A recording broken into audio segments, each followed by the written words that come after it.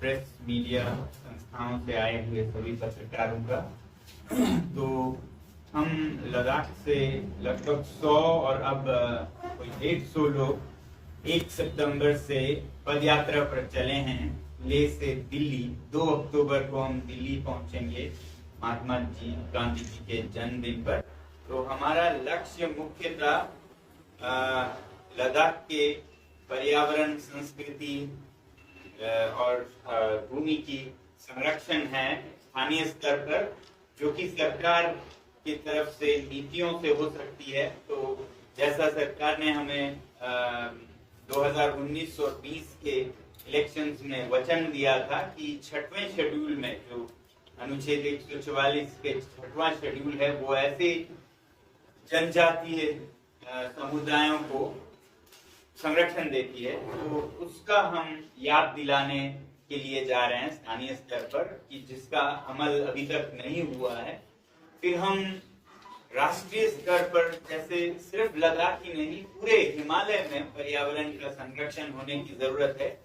आजकल जलवायु परिवर्तन के चलते आप देख रहे हैं हिमाचल में भी कितना विनाश हो रहा है। उत्तरांचल, सिक्किम, अरुणाचल तक पूरे हिमालय में बहुत ही जो विकास के काम हुए हैं, बहुत बार तो उन्हीं के कारण विनाश हो रहा है। तो ऐसे में ऐसे विकास को ना करें जिससे कि कॉर्पोरेट्स को तो बहुत फायदा हो, मगर जब विनाश हो तो करदाता, टैक्स पेयर्स को उनकी मरम्मत में सारा पैसा लगाना पड़ता है, और जो स्थानीय लोग हैं उन्हें पीढ़ियों तक उनके खामियाजे भुगतने पड़ते हैं। तो ये आप देख रहे हैं हिमाचल में भी, जहां एक सिंगल लेन सड़क है वो 4 लेन हो रहे हैं। अच्छे हो रहे हैं, मगर कुछ इस तरह हो रहे हैं कि सारे गांव के गांव नीचे आ रहे हैं। वैसे ही बिजली के बड़े बड़े परियोजनाएं जो कि शहरों में तो बिजली पहुंचाएगी, उनकी आराम को और बढ़ाएगी, या शायद अय्याशी और जो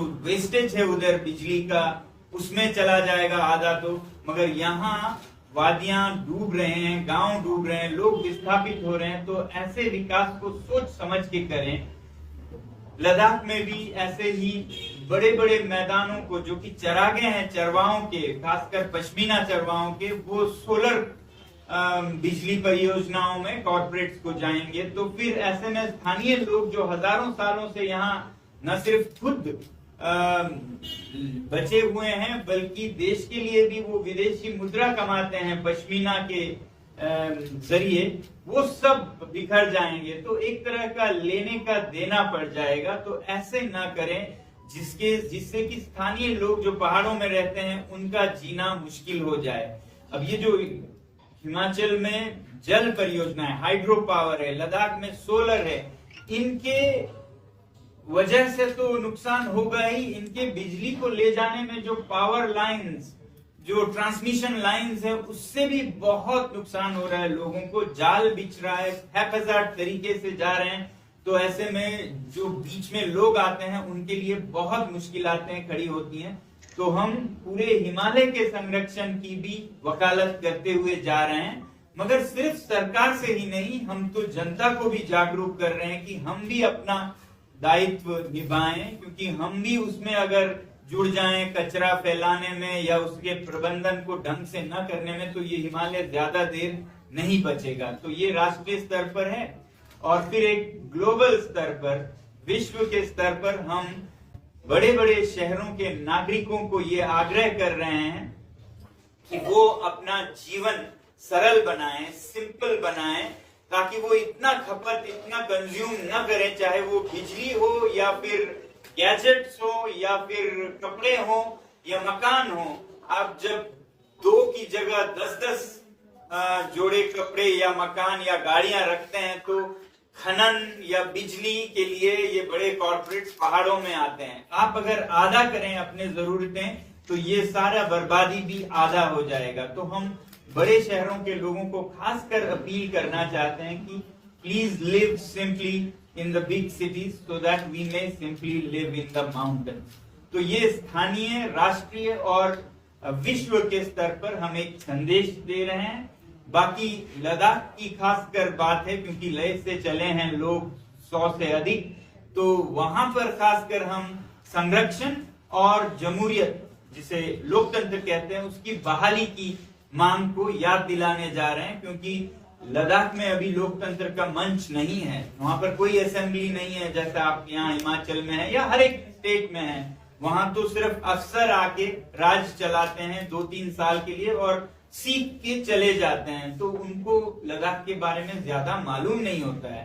तो ऐसा ना हो और लद्दाख में भी हर देश के प्रांत की तरह लोकतंत्र हो, ये हम मांग और याद दिलाने जा रहे हैं। फिर बाकी जो युवा हैं वहां पर, वो बेरोजगार हैं।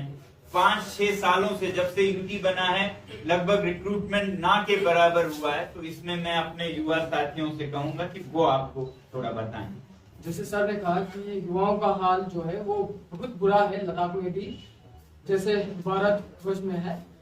क्योंकि हमें 2019 में यूटी मिला था, तब से जो है हमारे लद्दाख के युवाओं को जो है बड़े बड़े वादे दिखाए गए थे।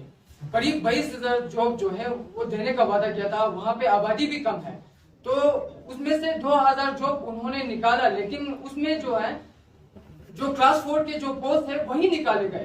तो जहां तक हमारे गेजेटेड पोस्ट के जो रिक्रूटमेंट की बात है वो 6 साल से रुका हुआ है। तो आप सोच सकते हैं कि वहां पे युवाओं का जो हाल है वो आप सोच सकते हैं। जहां तक हमारे यूटी मिलने से पहले जो है हम एक स्टेट थे, तो हमें डाउनग्रेड करके यूटी बना दिया गया। तो उस चीज से क्या है कि वहां पे जम्मू एंड कश्मीर में लद्दाख पब्लिक सर्विस कमीशन जो था वो उसी का वही रह गया था और उसमें से 2-3 बेच तो वहां पे निकाले गए। तो लद्दाख को ऐसे निकाला गया वहां से कि वो इतना ना इंसाफ किया कि वहां की युवाएं जो है वो बहुत फ्रस्ट्रेट हो रहे हैं। और आने वाले समय में जो है हम यही उम्मीद करते हैं, क्योंकि हमारे जो लद्दाख के इश्यूज और जो एम्प्लॉयमेंट के इश्यूज जो है उन पे 3 बार बातचीत हो चुका है। तो उसमें जो है उन्होंने एक हाई लेवल मीटिंग में, एमएचए के हाई लेवल मीटिंग में लद्दाख पब्लिक सर्विस कमीशन और ये जो जितने भी जो जॉब देने का वादा किया था वो उन्होंने हाई लेवल मीटिंग में एश्योरेंस किया था। लेकिन इतने हाई लेवल एश्योरेंस देते हुए भी अभी तक ना होना, ये हमारे लिए बहुत बड़ी बात है।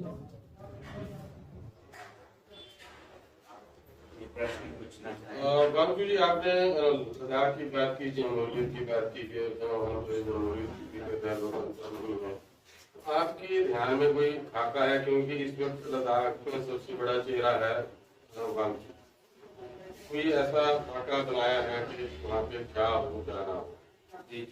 पहली बात तो मैं सिर्फ इस आंदोलन को समर्थन कर रहा हूँ एक पर्यावरण विज्ञ की तरह। ये आंदोलन जो है लेके एपेक्स बॉडी का चलाया हुआ है, एपेक्स बॉडी इसको लीड कर रही है, हम उनका समर्थन कर रहे हैं।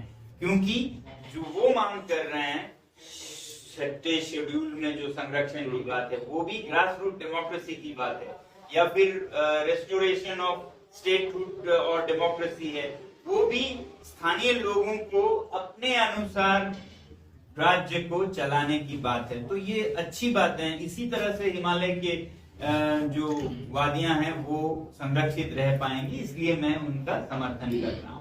अब खाके की बात है तो पहली बात तो लद्दाख को यूटी बनाया, इसके लिए हम बहुत कृतज्ञ हैं। मगर मांग ये थी कि यूटी विद लेजिस्लेचर बने, जहां सहभागी हो जनता जो लद्दाख में रहते हैं वो भी लद्दाख को चलाने में। अब ये अधूरा सा रह गया क्योंकि यूटी तो है मगर लेजिस्लेचर नहीं है, तो फिर अफसरशाही से ये चलेगा तो लोग बहुत कट जाएंगे। और ऐसे लोगों का, स्थानीय लोगों का कटना, वो भी एक नाजुक संवेदनशील सीमा पर, ये खतरे से खाली नहीं है। आप सोच सकते हैं, एक तरफ आप जमहूरियत या लोकतंत्र ना देकर उनके पर काट देते हैं और दूसरी तरफ रोजगार ना देके उनके हाथ काट देते हैं, तो ये एक विस्फोटक परिस्थिति हो सकती है।